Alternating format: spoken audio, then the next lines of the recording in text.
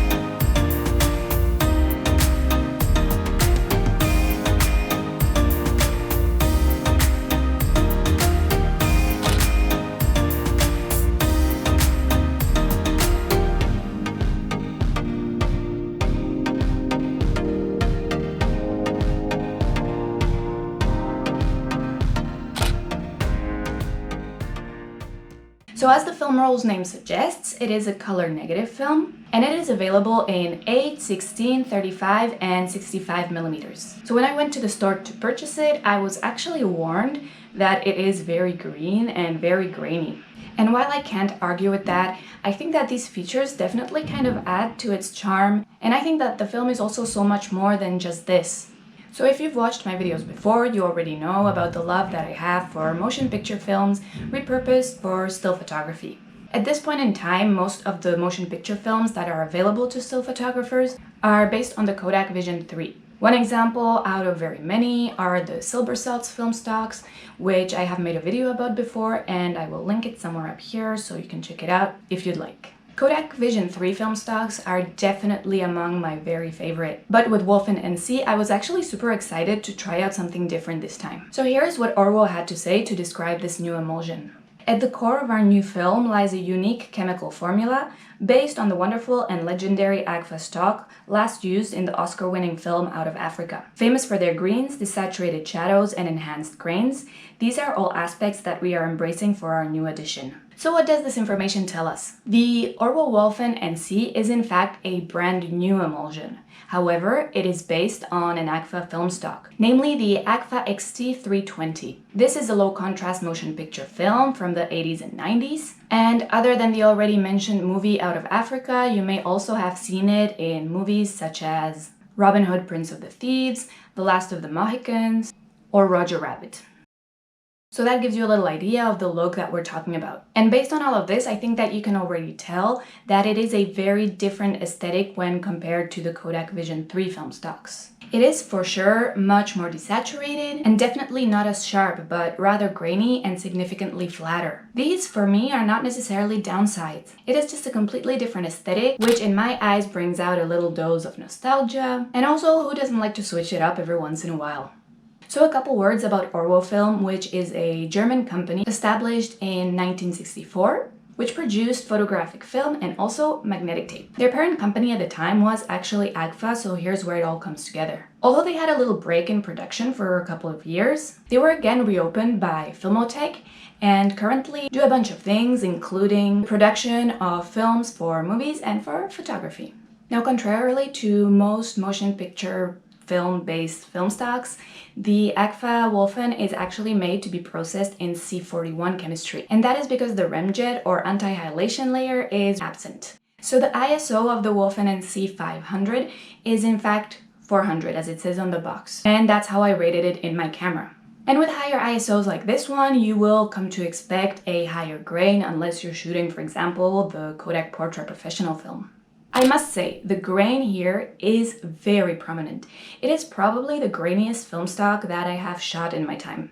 And the grain is going to be especially prominent in your shadows. If you need a finer grain for whatever you're shooting at the moment, I definitely don't think that this is one that you should pick. But on the other hand, I think it is something that adds to its uniqueness. I would probably best compare it to the amount of grain that you can find in Lomography Metropolis film. And I think that this prominent grain is one of the main points of contention among the people that really do not enjoy this film stock. So it is one of those films that you're going to either love or hate. I felt that despite its strength, the grain still did carry a decent amount of detail in it. So for the retro vibe that I was going for with these pictures, I think that it wasn't unpleasant at all. However, probably don't expect to be able to zoom in much in your photos because that is where the grain really does become a problem. As a notorious cropper, I really did encounter some issues with this. The film's latitude is also not very wide, and it is really easy to lose a lot of detail in your highlights, especially if you don't expose it correctly. Your blacks will also not be quite as deep as you may be used to with other film stocks. Without an existing datasheet for this stock, I do not know the exact dynamic range for this film, but there seems to be a consensus online that it is about 7 stops. So it may not be able to handle very variable light conditions within your frame too well. So all in all, if you decide to compare it to Kodak, for example, you may be disappointed. But if you're going to look at it as a standalone film and are down with the experience that it might provide you, you might actually come to like it the way I did. As far as colors go, again, the palette is very divisive.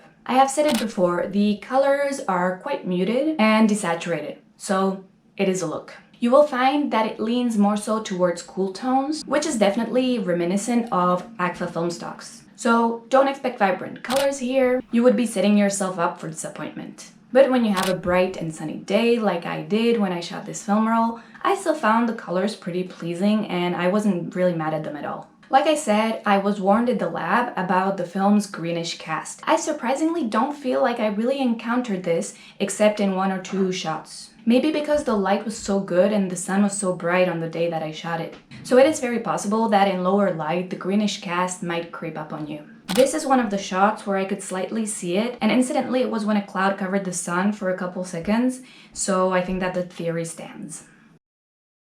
The negatives themselves are also much greener than with other film stocks.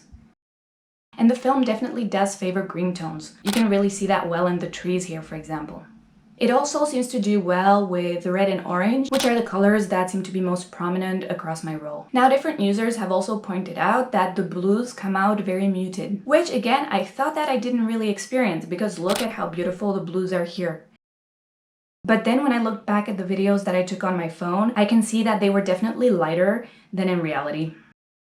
I've said it before, I'll say it again, I think I was just really lucky with the weather conditions on that day. Quite unexpectedly, I also found out that skin tones really did come out very nicely. I was worried about them being washed out, but I found that they actually looked pretty good in my opinion, although this film is probably not going to be an obvious choice for portraiture. I didn't color correct any of the photos that I'm showing you, so you can probably see why I was really pleasantly surprised. Also, the contrast is very low with this film, so expect that. Oh, and also somehow I ended up getting 40 exposures from this 36 exposure film, so that is a very nice treat. Now to the availability of this film. I must say, it is pretty hard to find, at least around here. Very few online stores carry it here in France, and I have yet to find it in a regular store in Paris. Out of all places, I found this film stock in Urban Outfitters, but the price markup was definitely not worth it for me. I think they had it for about 25 euros, which is over $25. The roll that I used, I had bought in a store in Prague, and I actually came back to that store the next day to get another roll, and they were all out. Apparently, I bought the last one. So this is definitely not a film that is easy for you to get hold of. It might be different in your country. Let me know if you were able to find it easily. So overall, this film is a whole experience in itself. I wouldn't recommend going into it with expectations that you might have for modern films. It really is more like an experimental film, like Lomo Metropolis, for example. Sure enough, it isn't comparable to Kodak or Fuji as far as grain or saturation go, but I thought it was pretty unique, and for me it was very fun to shoot. It has this very vintage classic feel to it and really is something very different. So now it's up to you to give it a shot if you want to.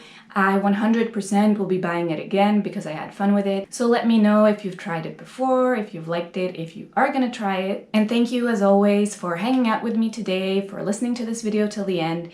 I hope to see you very soon in the next one and have an amazing day. Bye bye.